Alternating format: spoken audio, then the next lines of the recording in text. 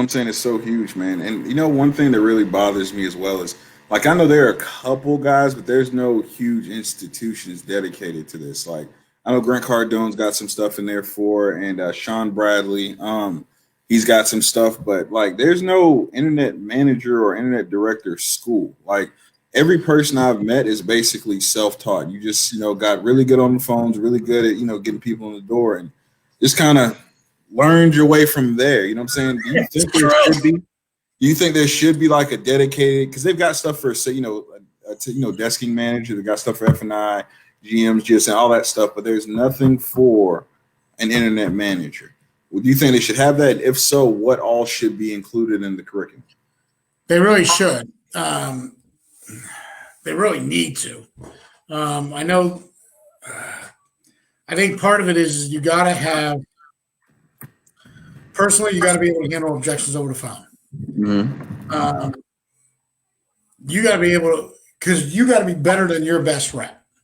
So you got to be able to close that deal that someone else can't close that can be closed. Or that rep, like I've had reps say, I got a deal. They put them on hold and say, I got a deal here. I can't get the guy in.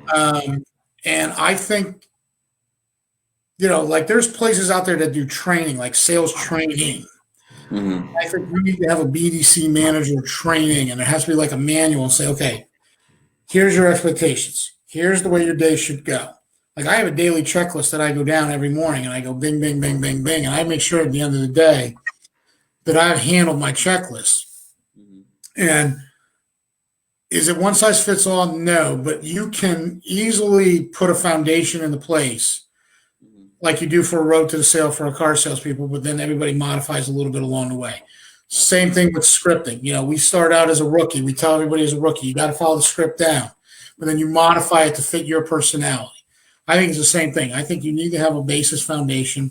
They have to be able to know how to desk a deal. They ought to be able to do a trade appraisal, blind trade appraisal on a car.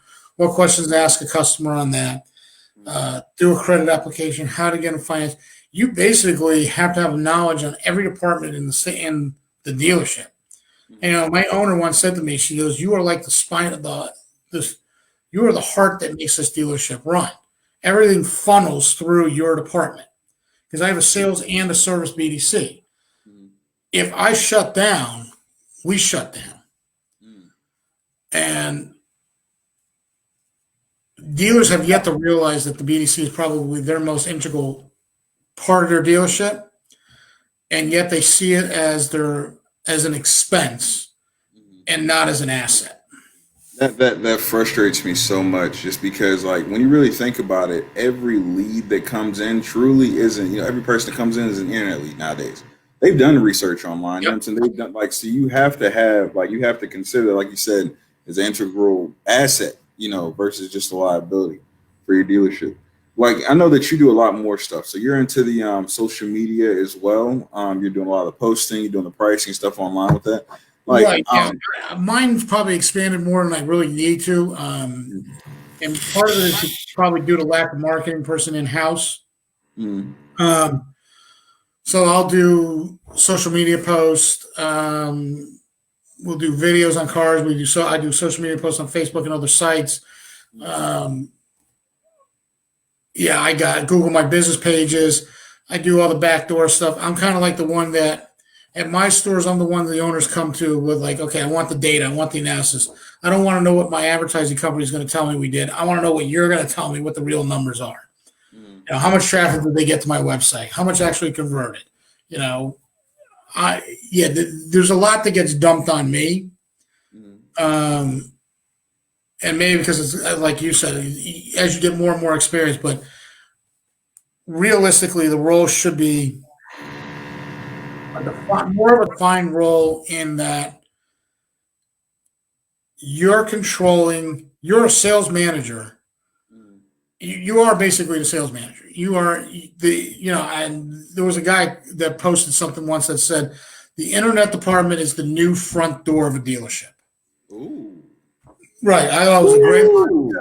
It was I like that. Because I like that. you can't tell me, unless it's a service customer that's been a repeat customer that's bought 8 cars from you and just found out they need a new motor in the car, that anybody that comes to your door has not been on your website first.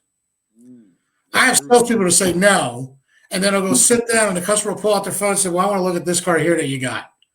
I'm putting that on LinkedIn. I'm sorry, that blew my mind. The internet's the dealership. That's going up. My bad. Right. Go ahead, brother. Go ahead.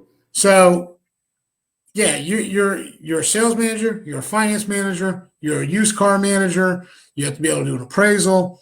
There should be a school that gives you a little bit of training on every department and how it works. I've had the fortune and pleasure, or unpleasure, depending on how you look at it, of being in the F&I department for about a year and a half at one time. I was a used car director for 2 years. I worked the desk for a couple of years. I've covered all the different parts of it, which I think makes me stronger in my position. But I can be honest with you, I can't count on one hand the amount of sales managers I work with that could sit in my desk and do what I do every day. Mm-hmm. It does take a special breed because you got to be able to pick up the phone in a heartbeat and close a deal over the phone and then hang up and get on to the next one.